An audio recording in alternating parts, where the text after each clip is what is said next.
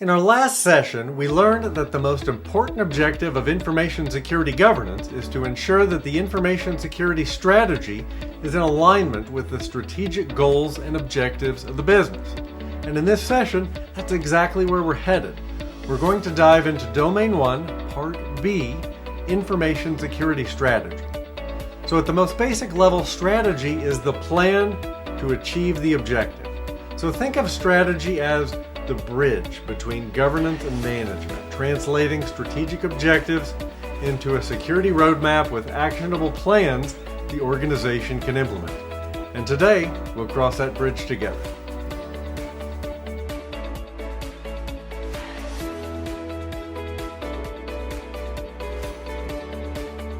Welcome back to the CISM Exam Prep Series. In this session, we're diving into Domain 1, Part B, where we'll cover Information Security Strategy, and we're going to go through every topic mentioned on the official exam syllabus. And while you may know me from my exam prep content here on YouTube, in my 9 to 5, I'm a cybersecurity strategist and a VCSO for a regional bank, where I'm exercising my cybersecurity knowledge every day, like that which you'll find here on the CISM exam. More importantly, last year I helped thousands achieve cybersecurity certifications, like the CISSP, CCSP, and the Security Plus exams, and I'm bringing that proven formula to you here with the CISM exam. As with all my exam prep courses, you'll find a PDF copy of this presentation available for you in the video description to leverage in your exam preparation as you require. You'll also find a clickable table of contents available in the video description, and it should appear automatically on your YouTube video timeline. So we're still in Domain 1 in this session, working our way through the back half of Domain 1. So the exam itself, remember, consists of 4 domains, and the ISACA exam syllabus divides each domain into an A and a B, so 2 parts essentially. Today we're focused on Part B of Domain 1. So looking at the syllabus in a bit more depth, last week we covered enterprise governance in Domain 1A. Today we're tackling Part B, Information Security Strategy, which is divided into 3 sections. Strategy development, governance frameworks and standards that provide us templates in our development of strategy, and Part 3 is strategic planning. And the CISM also includes 37 supporting tasks in the syllabus you're expected to be familiar with. I'm incorporating them where they're applicable throughout the series, so you're going to onboard that expected knowledge at no additional effort. You'll capture it in the process of this session. So the applicable tasks in this session are: 1. Identify internal and external influences to the organization that impact the information security strategy. This could include internal influences like budget, culture, risk appetite, or external influences like legal or regulatory, just to give you a few examples. 2. Establish or maintain an information security strategy in alignment with organization goals and objectives. This is the theme we're seeing throughout the series. Security is not a silo, and it is designed to support business goals. 3. Establish or maintain an information security governance framework. This provides a structured approach for managing and protecting an organization's information assets. Task 6, which is develop business cases to support investments in information security. Again, strategy takes guidance from business goals captured in the governance phase. And 7, gain ongoing commitment from senior leadership and other stakeholders to support the successful implementation of information security strategy. So again, we see support from the top as a critical factor in development of our strategy, just as it is with governance, culture, etc. The top-down influence as an important factor is mentioned repeatedly throughout the CISM. So let's jump into the first section of Domain 1B, Strategy Development. So here we'll touch on business and strategy objectives. We'll look at the linkage between business objectives and strategy, that alignment we talked about so much last time. Avoiding common pitfalls and bias in our thinking that may set us off target from the beginning. We'll look at the desired state and some frameworks that can help us get to the desired state. and finally, strategy development and the elements of that strategy. So let's talk responsibility for information security strategy. So looking back to 1A, we'll remember that information security governance is the responsibility of the board of directors and senior management. So it has to be integrated into the overall enterprise and IT governance to facilitate transparent monitoring and effective compliance. The strategy outlines how the information security manager will balance risk with resource optimization to provide a repeatable, mature approach, such as that would be defined by a maturity model like CMMI, that promotes collaboration across business areas. So governance guides strategy to ensure business alignment, and it's going to be that collaboration and looking back to the guidance we received from governance to ensure we set ourselves on the right course in strategy development. And if you're not familiar with maturity models, no worries, we'll touch on CMMI in particular a bit later in this session. But corporate governance sets our strategic direction, ensuring objectives are met, risks are managed, and resources are used responsibly. And an effective security strategy has to support that business direction, aligning with business objectives, making sure that security enables and protects business processes, communicating purpose and protection. So organizations have to define what success means and also really how they're going to protect their very existence from threats. But we need to define what success means in a measurable way.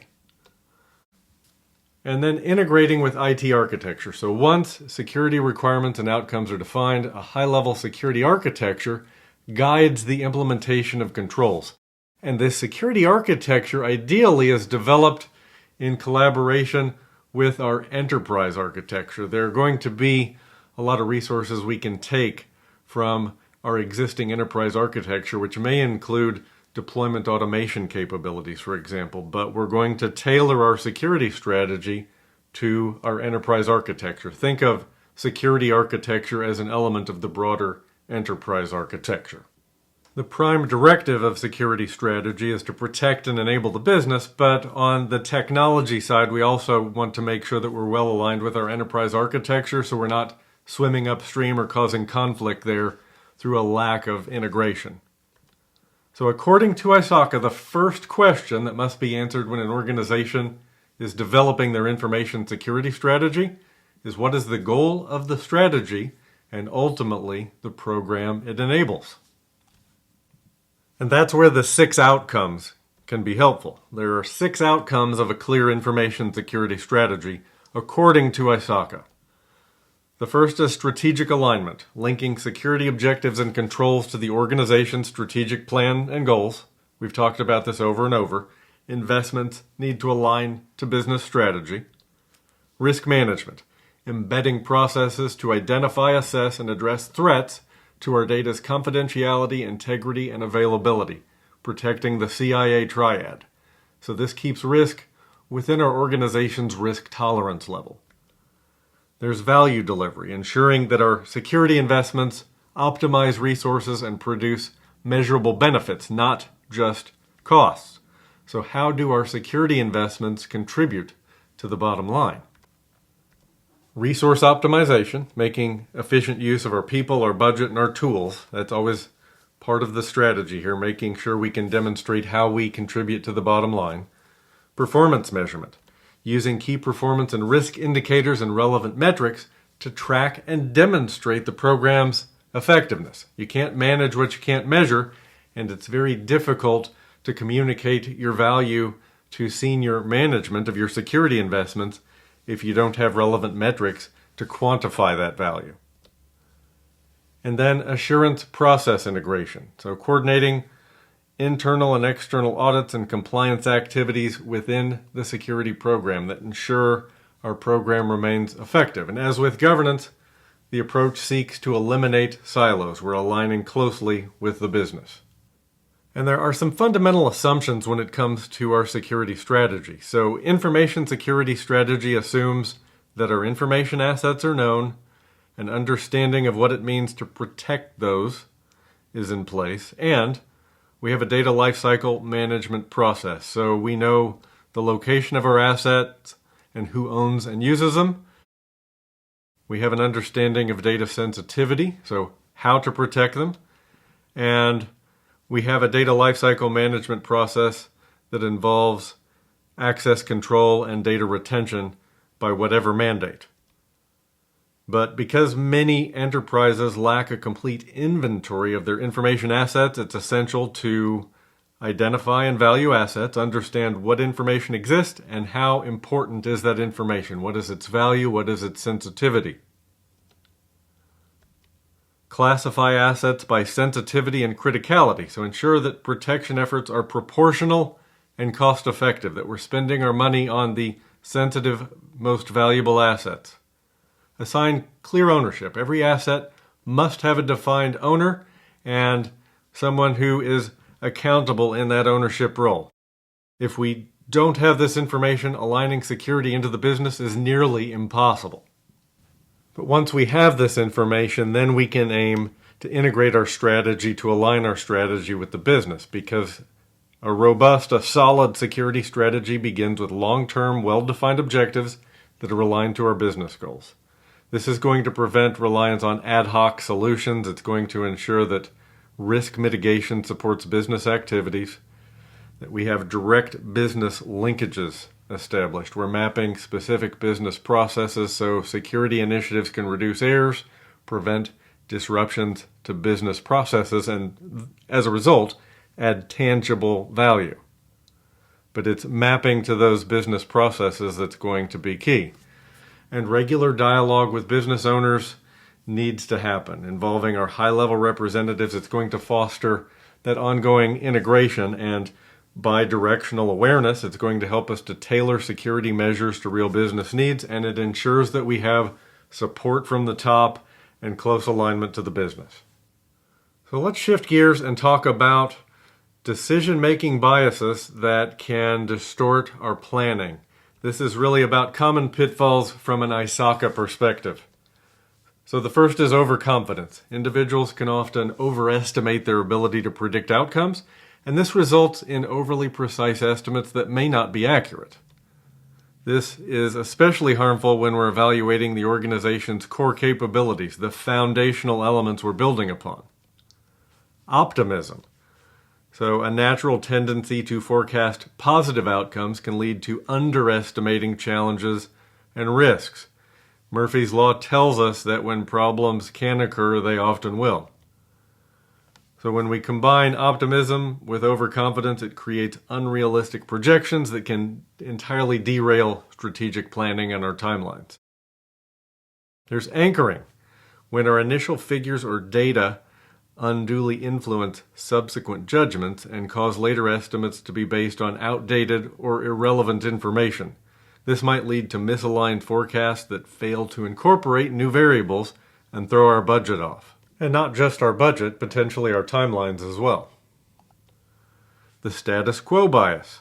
So people tend to stick with familiar methods even when they're inadequate due to a reluctance to change and fear loss. People don't love change.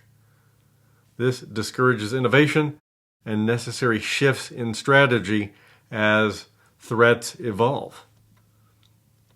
There's mental accounting. So decision makers often compartmentalize funds based on their source or purpose, leading to inconsistent and distorted financial decisions. So this can result in spending practices that don't reflect the true financial picture. The herding instinct. So this is a desire for social validation that may drive groups to conform to popular trends rather than making independent assessments. So strategies might be adopted simply because they're widely accepted. It's groupthink. They're not adopted because they are the best option, and that's why incorporating some independent thought and analysis into the process is so important. And finally, false consensus, where people frequently assume that others share their opinions and views, which can lead to overlooking critical risks or weaknesses. So this might cause strategic plans to persist even when they're fundamentally flawed. So we need to look at multiple perspectives. Everyone has a unique perspective to bring to the table, and that may influence our target. So let's talk about the desired state, a complete future snapshot of security that encompasses principles, policies, and frameworks, processes, and our organization structure, culture, ethics, and employee behavior, information and technology, our people, skills, and competencies. So at the end of the day, because security cannot be defined solely in quantitative terms, the desired state has to include some qualitative attributes and outcomes.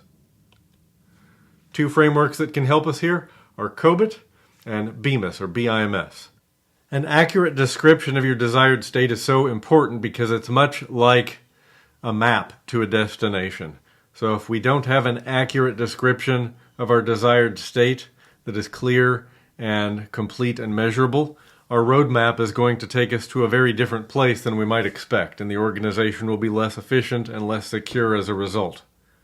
So let's talk about COBIT and BIMS. And I'm going to spend a bit more time on these two frameworks than others for one very simple reason.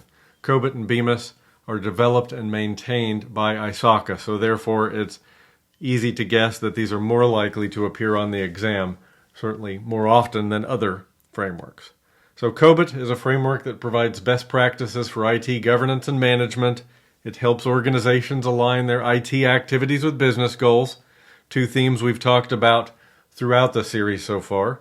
It ensures that IT resources are used effectively and IT risks are managed appropriately.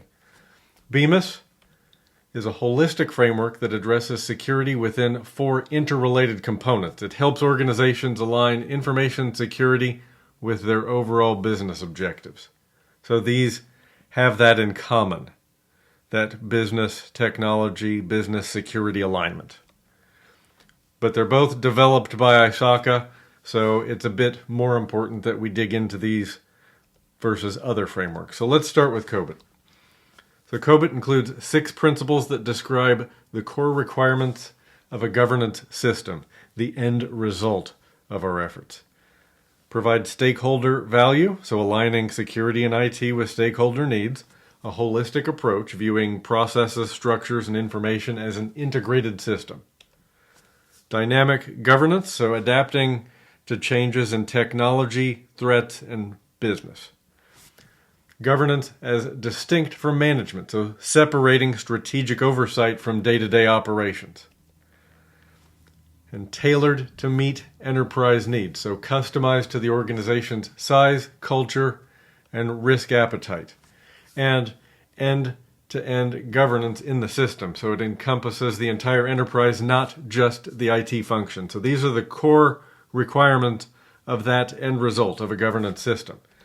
And COBIT also includes 3 principles that describe desirable characteristics when building a governance framework. So they convey these 3 items: that it's based on a conceptual model that identifies key relationships among components for consistency and automation, open and flexible, incorporating new issues and content without losing integrity. So our system is adaptable. And aligned to major standards, so conforming to recognized frameworks, regulations, and best practices. And that is to say, we're not using COBIT or BIMS in a vacuum. It's certainly common that organizations will use multiple frameworks, including those not maintained by ISACA. So let's talk about BIMS, the business model for information security. So BIMS consists of 4 core elements. It also includes 6 dynamic interconnections. We'll dig into that in a moment. But the 4 core elements of the model are organization design and strategy, so defining business goals, missions, and how resources and roles interact.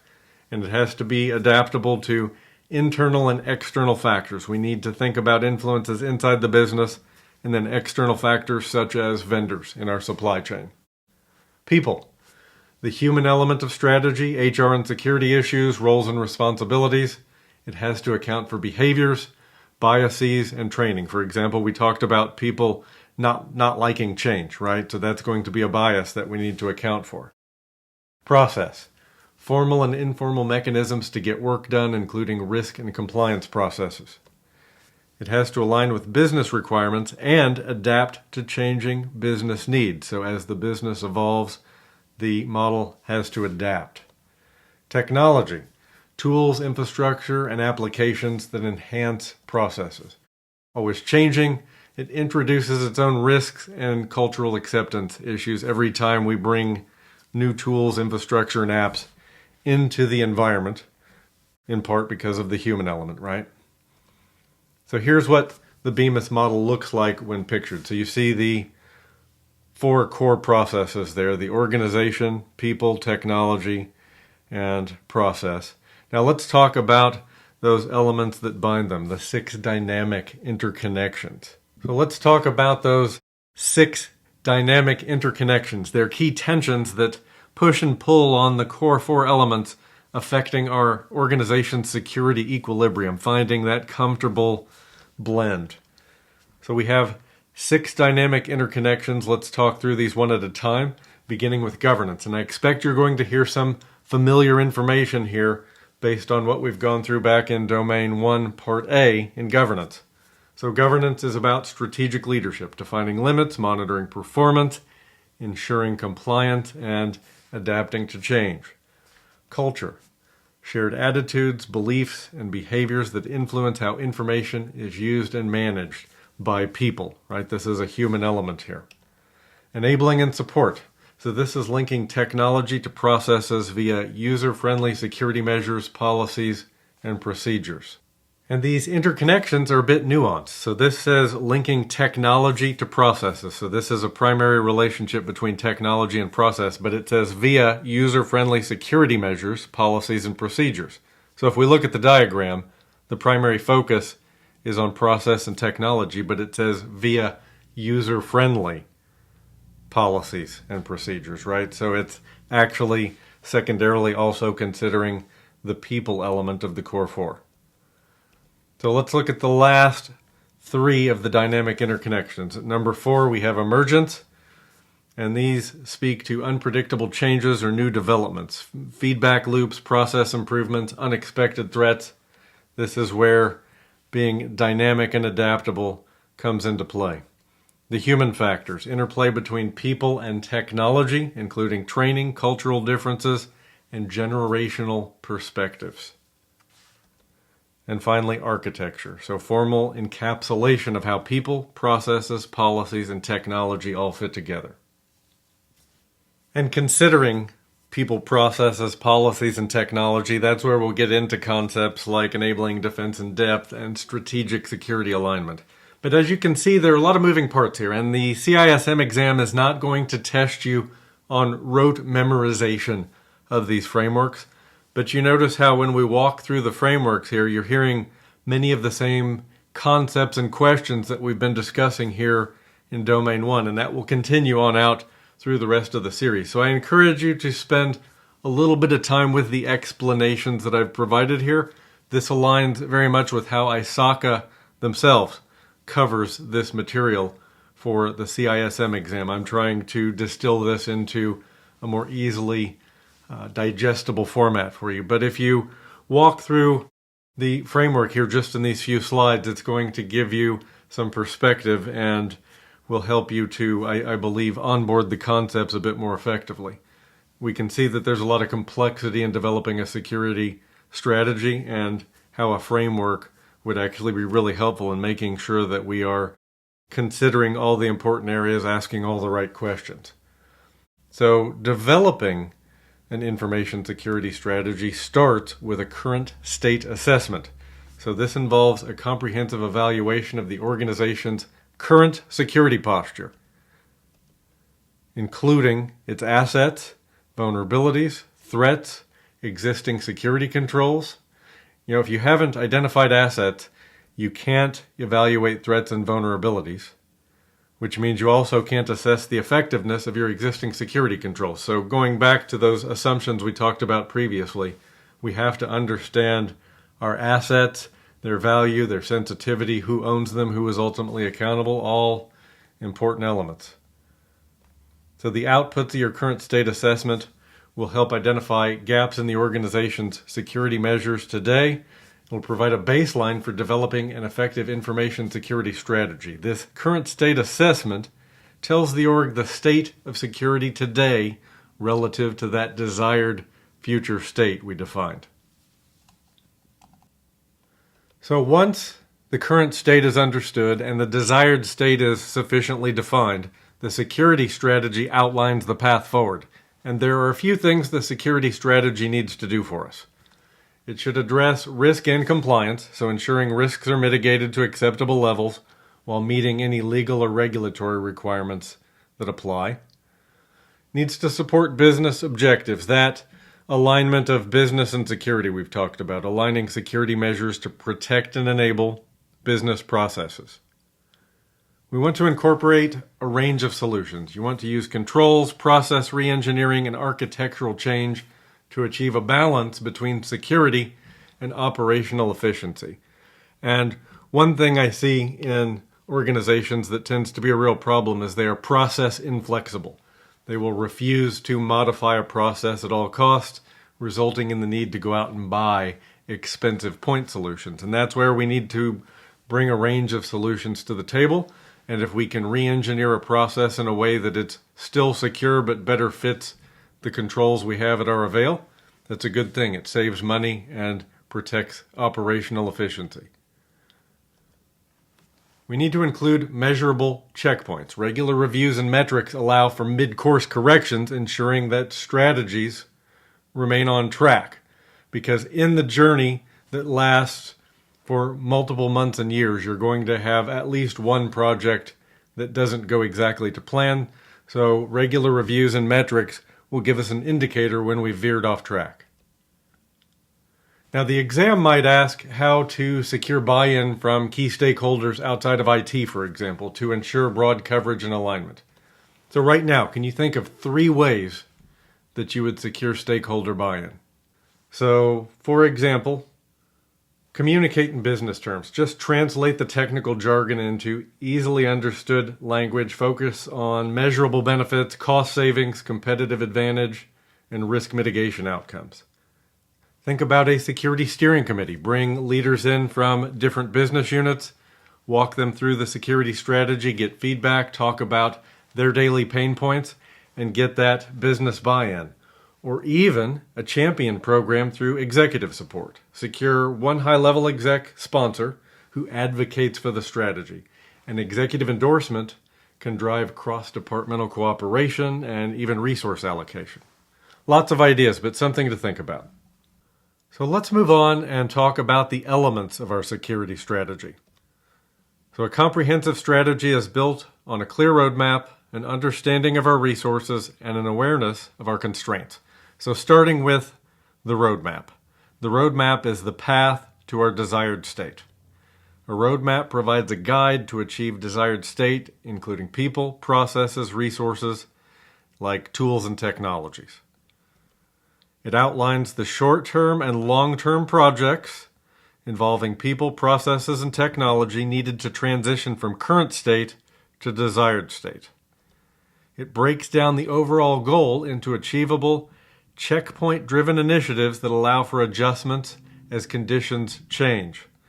So, by maximizing the use of our existing assets and recognizing potential limitations, it's going to allow us to take a pragmatic view of the strategy and keep it effective and realistic. At the end of the day, the path to desired state is going to be comprised of multiple projects with milestones along the way.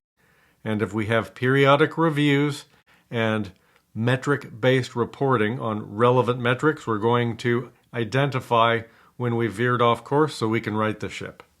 Next, we have our resources. So what we have to work with. These are the tools, the frameworks, and the organizational elements you can leverage to build and maintain your security posture. This includes policies, standards, procedures, guidelines, architectures, and controls, whether those are physical, technical, or procedural. And that extends to personnel, skills, training, awareness, organizational structures, audits, compliance mechanisms, and all of our technological tools. And then finally, we have our constraints. So what limits our actions? So these are the factors that restrict or influence how we can implement and maintain the security program. They can be internal, like budget, company culture, personnel resistance. We talked about people resisting change, organizational structure, or our risk appetite. They can be external factors like legal and regulatory requirements. So with a list of our resources and constraints in hand, as well as a good idea of our current state and a well-defined desired state, we can now develop our security strategy roadmap that's going to be achievable and pragmatic. So that brings us to the end of section 1B1. I'd like to pause here and just go through a practice question with you quickly to apply our knowledge. So what does an information security strategy document that includes specific links to an organization's business activities primarily indicate?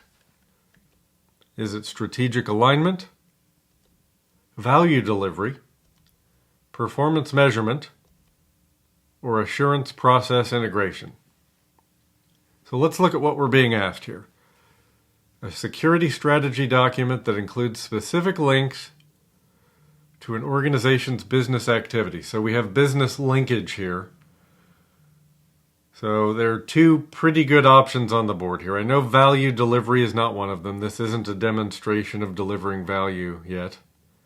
And this has nothing to do with performance measurement. We can take that off the board. So strategic alignment makes sense as an option for me. Assurance process integration. So if I have links to business activities and I'm going to apply assurance processes here like an audit, I'm going to have a good idea of what I need to audit. But what is the primary indicator here?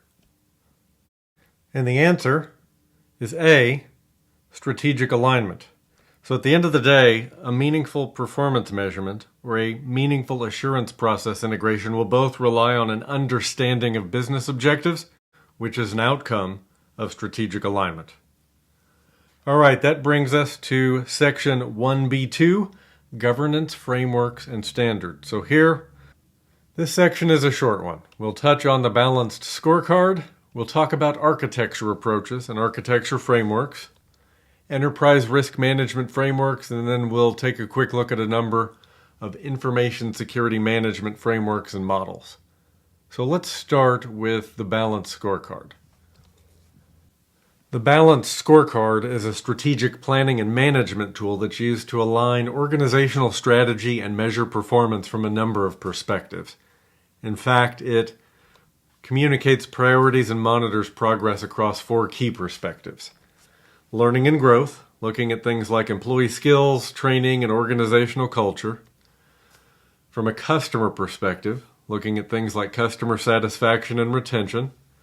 Business process, measuring efficiency and effectiveness of internal operations. And a financial perspective, looking at profitability, revenue growth, and shareholder value.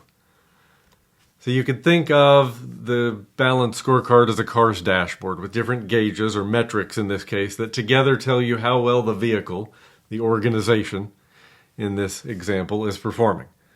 So to look at it another way, we have the financial perspective with our goals and measures, telling us how we look to shareholders. And then the learning sector, where we have goals and measures to tell us where we can continue to learn and create value. And then from a process perspective, where must we excel or do better in business operations? And then the customer perspective. How do our customers see us? And because it provides information from a number of perspectives, it's very useful in monitoring our progress on a security strategy roadmap. We can see the impact of our activities from a variety of perspectives here and let us know where we might need to course correct. So let's talk architecture approaches for a moment. So enterprise information security architecture is part of the broader enterprise architecture. An architecture framework is much like a set of blueprints. It provides the structure needed to develop various architectures. So it's going to provide guidance for a number of perspectives, from business process to conceptual, logical, physical, functional, and operational architecture perspectives. The early methods focused only on IT. The modern frameworks you'll find integrate business design and security requirements into their purview. The architecture should define a target or a desired state which would also be called a reference architecture.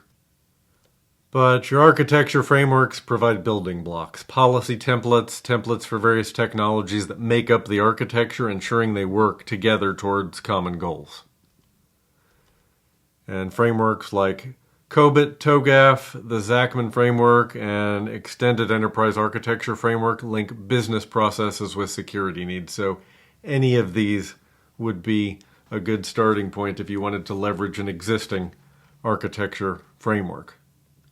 And while you should be familiar with the form and function of an architecture framework, I don't expect you're going to see much in the line of direct questions about these on the exam. In fact, if you look at the different study guides out there, you'll find that they don't all even mention all of these frameworks. I'm calling out specifically what's mentioned by ISACA in their review guide, which is not covered in any depth at all either. So let's talk enterprise risk management frameworks. These help organizations systematically plan and manage risks that could affect business objectives. So the key frameworks in the ERM space include COSO ERM Integrated Framework, which defines key risk management components and principles while promoting a common risk language.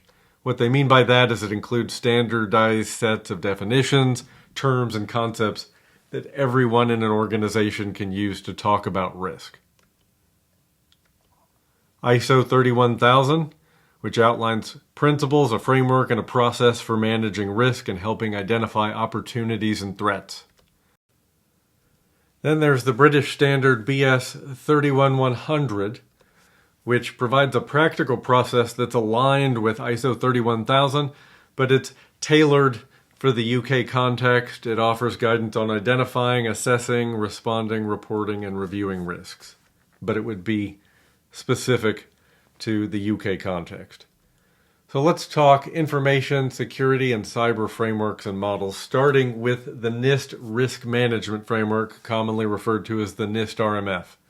This is a systematic approach to integrating security into every phase of system development, ensuring that security evolves with the system.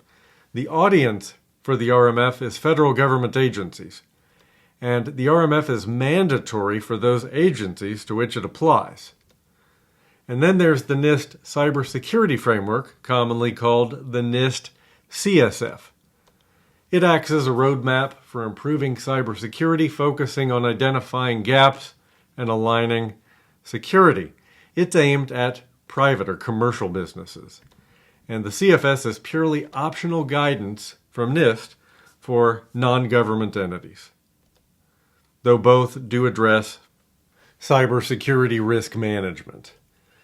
And there are other methodologies, ISO 9001 for quality management or Six Sigma, that can also complement security strategies. And each of these is going to bring their own unique perspectives and elements. Many organizations are going to use multiple frameworks to tailor the strategy of their security to their organization. And then there's ISO 27001 and its companion ISO 27002. Very widely adopted. It outlines a framework for implementing, maintaining, and continually improving an information security management system. So an ISMS is a set of policies, processes, and controls that helps organizations protect their information assets. It guides organizations in identifying information assets and assessing their value and information security risks and implementing mitigating security controls based on the companion standard ISO 27002, and then regularly monitoring and measuring effectiveness of and continuously improving the information security management system. But ISO 27001 lays out the set of policies, processes, and controls, and the guidance on mitigating security controls are laid out in ISO 27002, which is actually a much larger document. And in the 2022 update, they incorporated cloud security into the standard. Now, I wanted to just touch again on the focus of the CSM exam, especially if you've come from the CISSP exam. You might think that you're going to see a lot of technical questions about these frameworks. The fact of the matter is the CISSP leans more technical than CISM, It's more tactical and operational than it is strategic. CISM is going to be a bit more tactical and strategic, a bit more process, strategy, and governance focused. So that being said, expect the exam to test on the application of frameworks, like when and where you'd use them, not to deeply test your memorization of phases. I don't think there's any need at all to dive deep into these frameworks and to memorize process phases.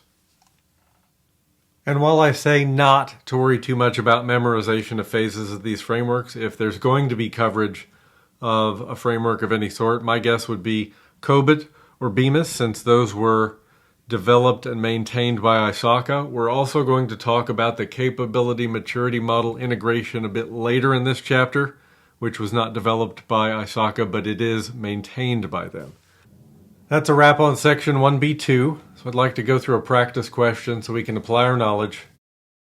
The question is, after implementing an information security governance framework, which solution or activity would best provide insights to develop an information security project plan? An internal audit, a review of the security strategy roadmap, a current state assessment, or a balanced scorecard. So a couple of these I could mark off right away.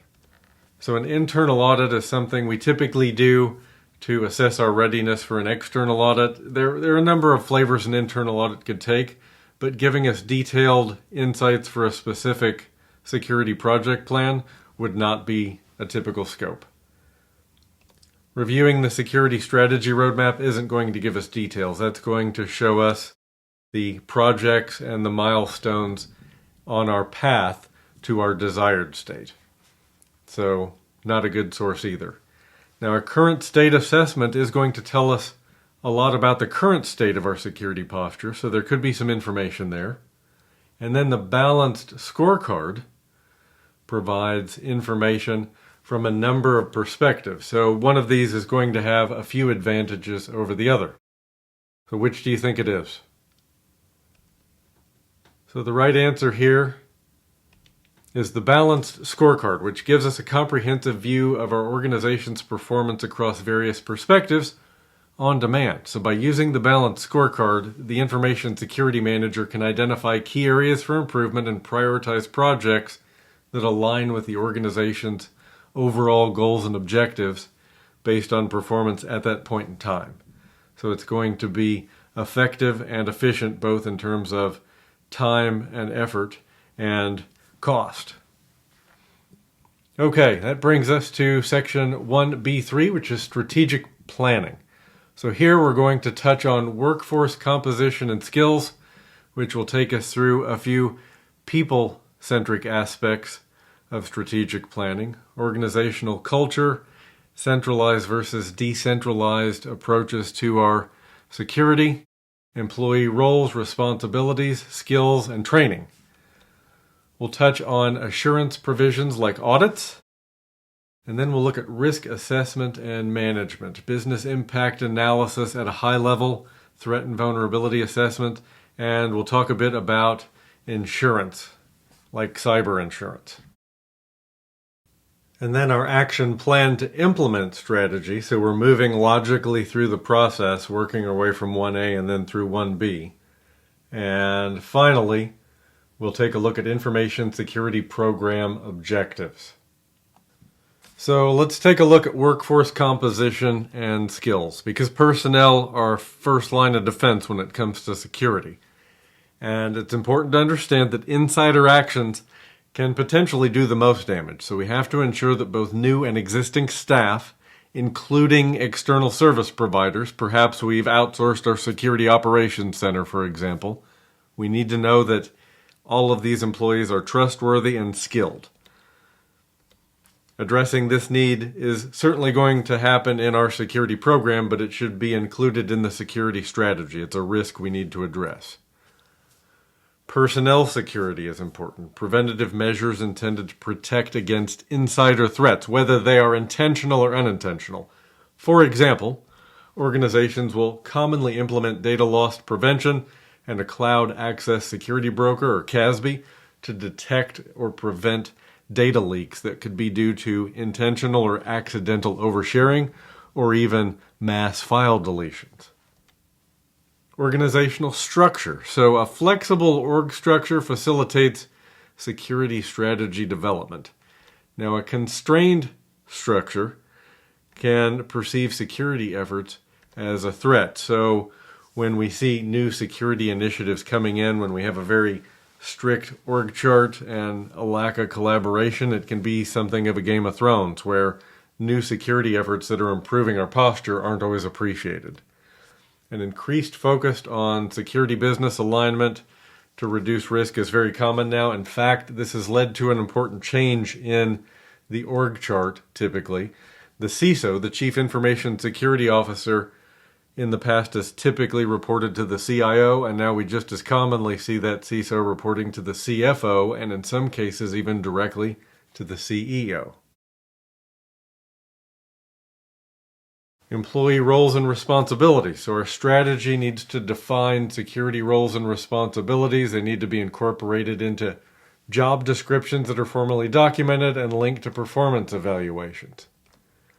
We need to coordinate this between the security manager and HR.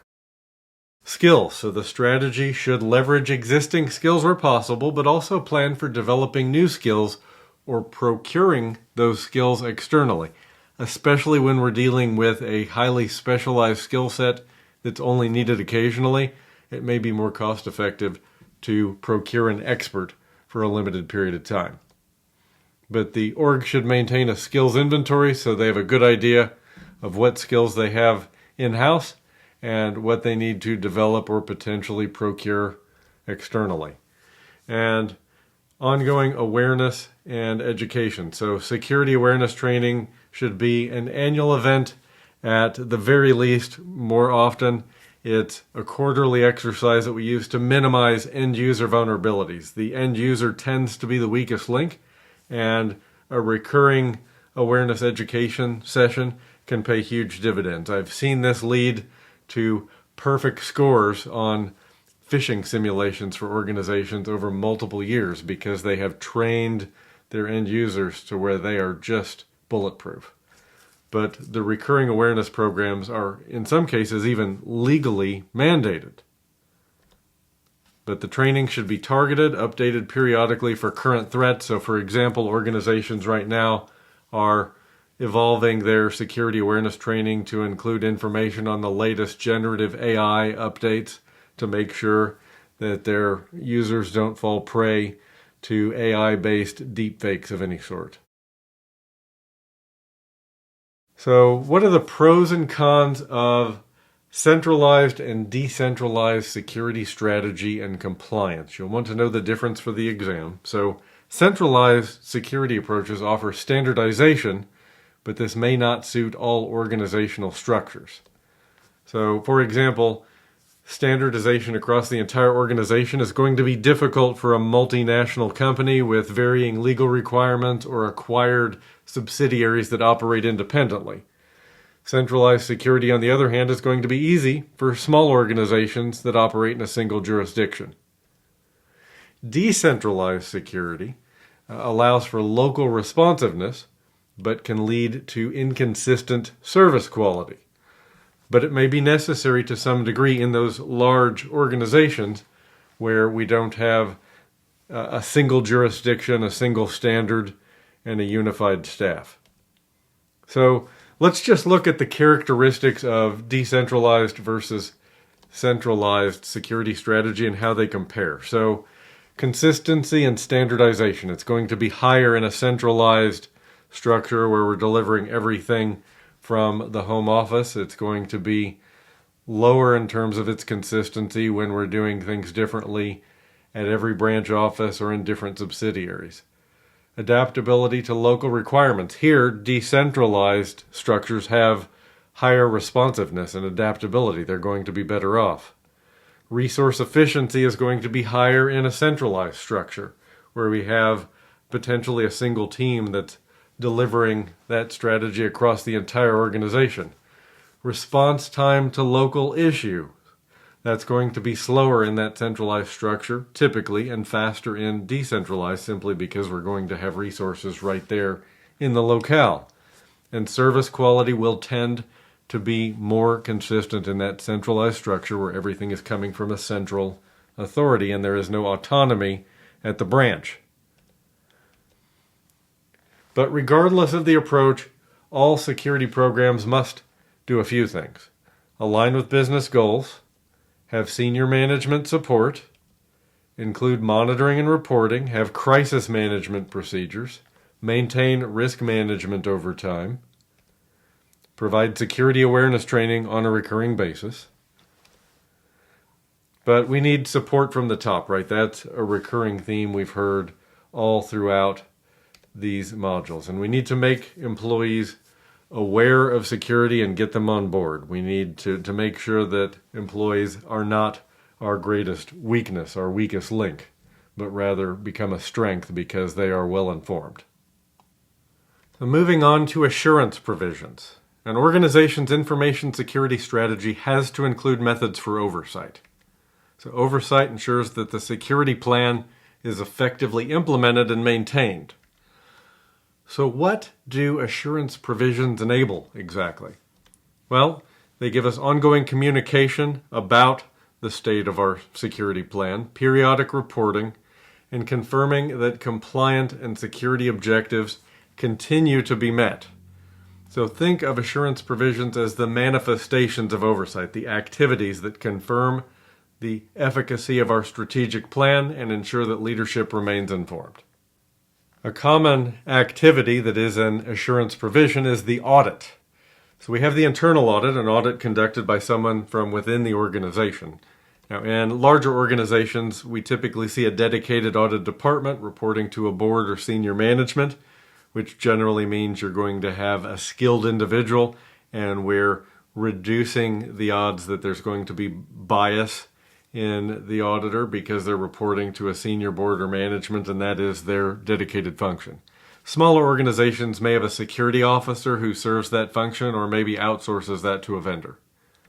Now, external audits are conducted by independent third parties, which will be good news in terms of the skills typically, but also in terms of objectivity.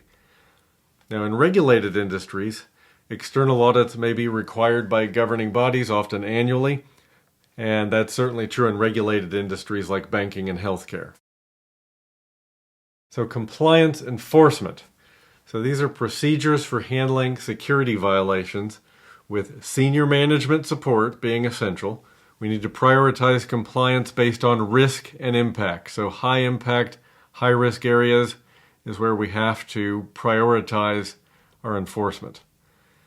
We can use self-reporting and voluntary compliance where possible in low-risk, low-impact scenarios, but have enforcement mechanisms for those high-risk areas, particularly where 100% compliance is an absolute must. So for the exam, remember, leadership's commitment to compliance often sets the tone for the entire organization.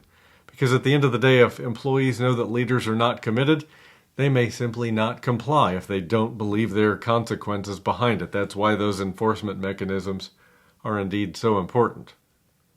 A thorough risk management plan is going to be important, and it should detail how the organization will identify, assess, and treat risks to enterprise assets, and define risk tolerance, identification methodologies, and response strategies, and continuously monitor risks over time. The plan has to account for threats, both external and internal, known and emerging, as well as vulnerabilities that might be exploited.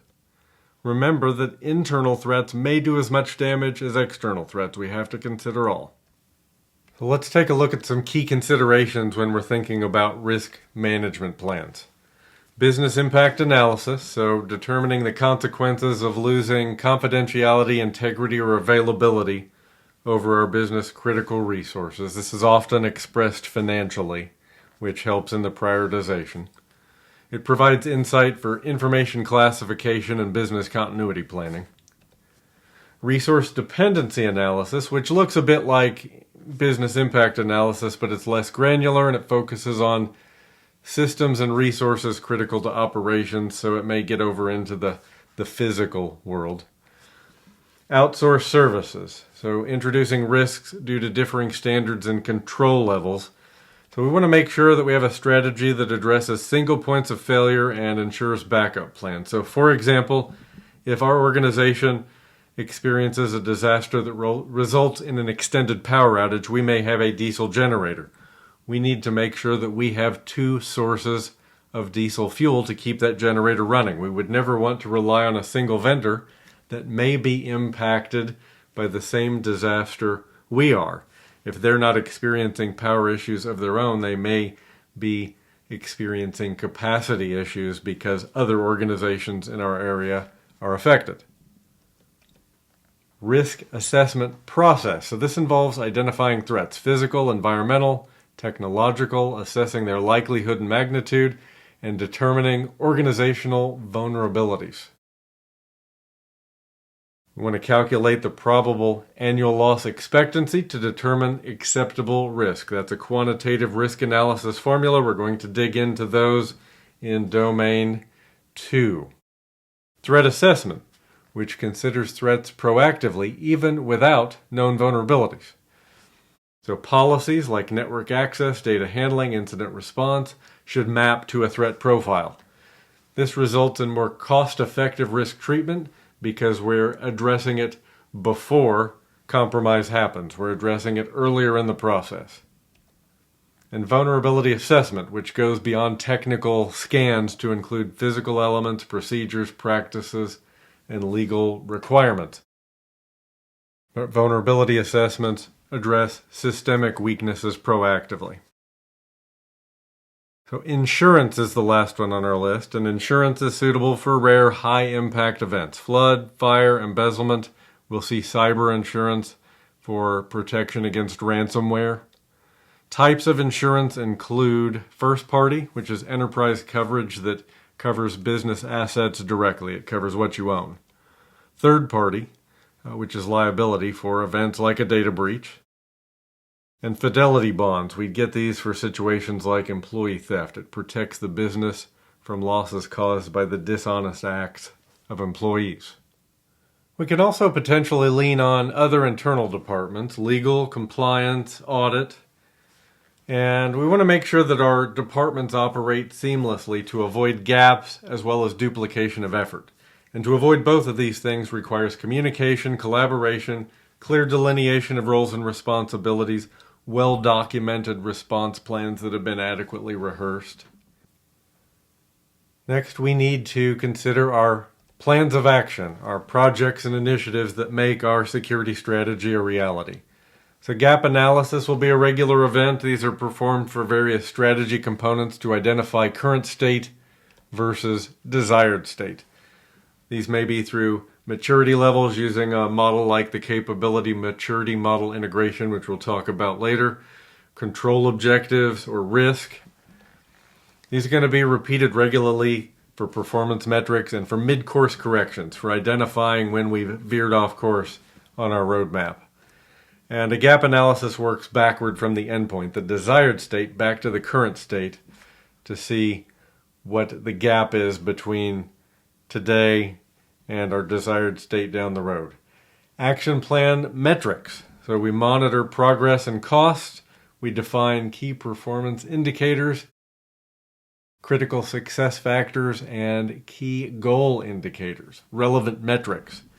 And we use methods like balanced scorecards or the CMMI for ongoing gap analysis. So key goal indicators define clear measurable objectives that describe what success looks like. For example, achieving Sarbanes-Oxley compliance. Key performance indicators measure progress towards those KGIs, like control effectiveness testing plans. Critical success factors are the essential elements required to achieve effective information security management outcomes that are aligned with business goals. CSFs are monitored through KPIs, which quantitatively measure progress. Now, general metrics considerations we need to think about. We want to focus on relevant metrics that inform decision making. We categorize as strategic, tactical or operational, so basically long-term, mid-term, short-term.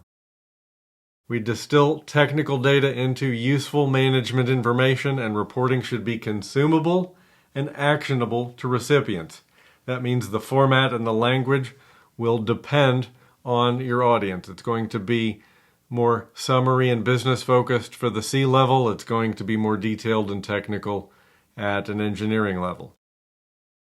Action plan, intermediate goals. We want to define near-term and mid-term goals aligned with the overall strategy.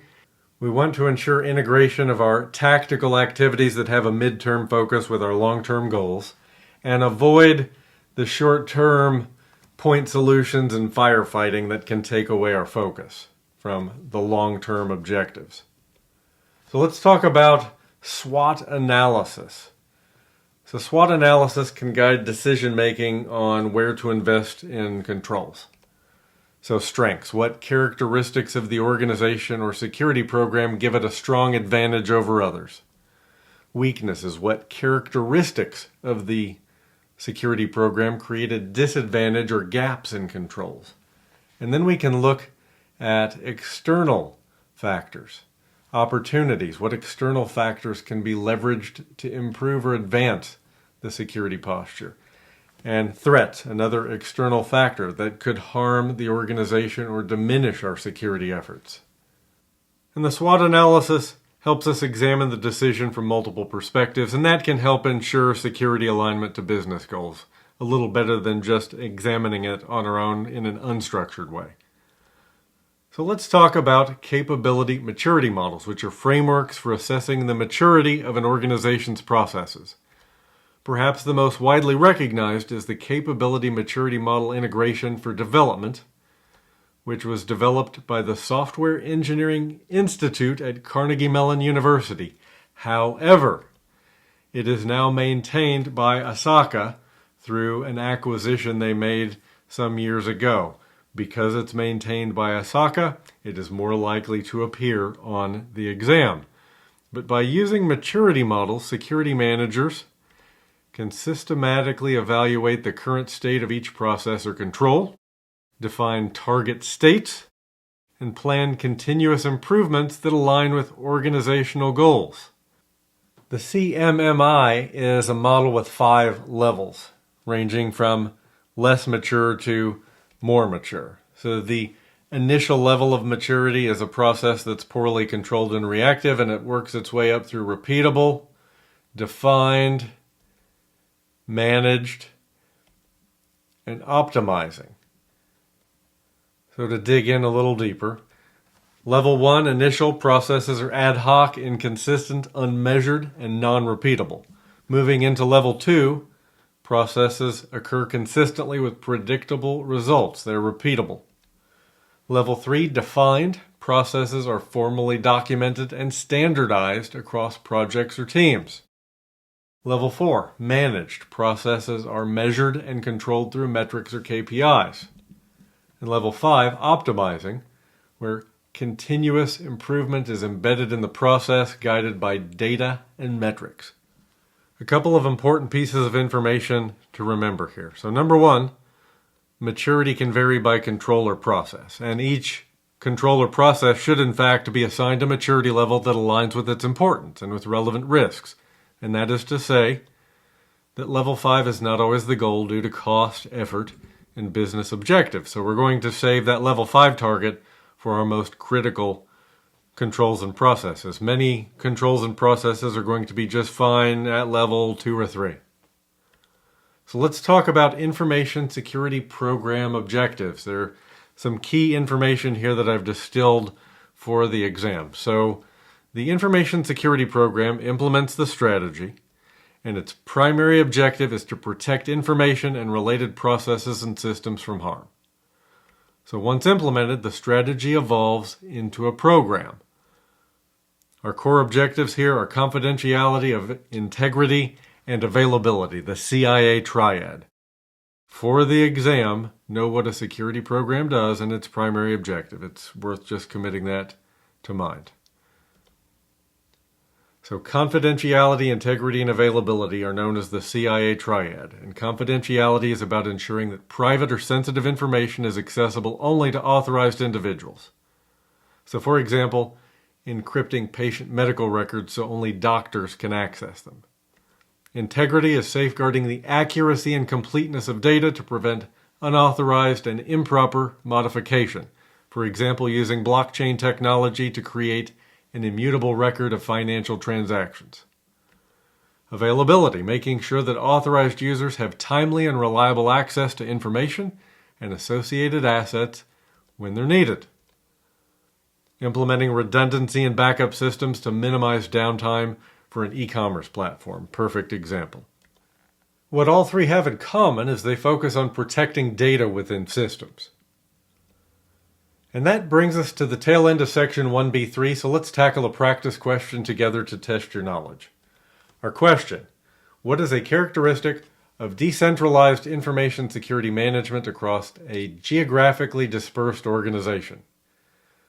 Our options are better adherence to policies,